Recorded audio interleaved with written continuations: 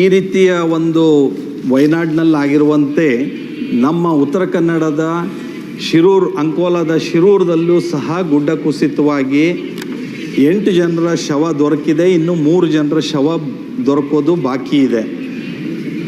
ಪ್ರಧಾನಮಂತ್ರಿಗಳು, ಗೃಹ ಮಂತ್ರಿಗಳು, ರಕ್ಷಣಾ ಮಂತ್ರಿಗಳು ತಕ್ಷಣ ಸೈನ್ಯ ಕಳಿಸಿದ್ದಾರೆ. NDRF ಮತ್ತು ಸೀಬರ್ಡ್ ಅಧಿಕಾರಿಗಳೆಲ್ಲ ಹುಡುಕುವ ಕೆಲಸವನ್ನು ಸಮರ್ಪಕವಾಗಿ ಜುಲೈ 16ನೇ ತಾರೀಕಿನಿಂದಲೇ ಮಾಡ್ತಾ ಇದ್ದಾರೆ. ನಾನು ಈ ಸಂದರ್ಭದಲ್ಲಿ ಒಂದೇ ಒಂದು ಹೇಳೋದಕ್ಕೆ ಬಯಸೋದು ಅಂದರೆ ಅಭಿವೃದ್ಧಿ ಆಗಬೇಕು.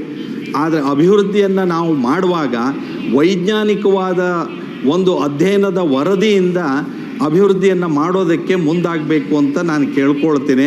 ಮತ್ತು ಪಶ್ಚಿಮ ಘಟ್ಟ, ವೆಸ್ಟರ್ನ್ ಘಾಟು ಬಹಳ ಸೂಕ್ಷ್ಮವಾದಂಥ ಪ್ರದೇಶ ಇರೋದರಿಂದ ಅದರ ಕ್ಯಾರಿಂಗ್ ಕೆಪಾಸಿಟಿಯ ಒಂದು ಅಧ್ಯಯನ ಆಗುವಂಥದ್ದು ಅಗತ್ಯ ಇದೆ.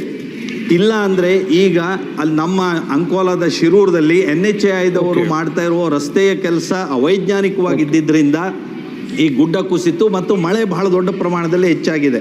ಇದರಿಂದ ಆಯಿತು ಅನ್ನೋದಿದೆ. ಹಾಗಾಗಿ ಮುಂದಿನ ದಿನದಲ್ಲಿ ಅಭಿವೃದ್ಧಿ ಕೆಲಸ ಮಾಡುವಾಗ ಇದಾಗಬೇಕು. ನಮ್ಮ ಜಿಲ್ಲೆಗೆ ಇನ್ನೊಂದು NDRF ತಂಡವನ್ನು ಕಳುಹಿಸಬೇಕು ನಾನು ಕೇಳ್ಕೊಳ್ತೀನಿ.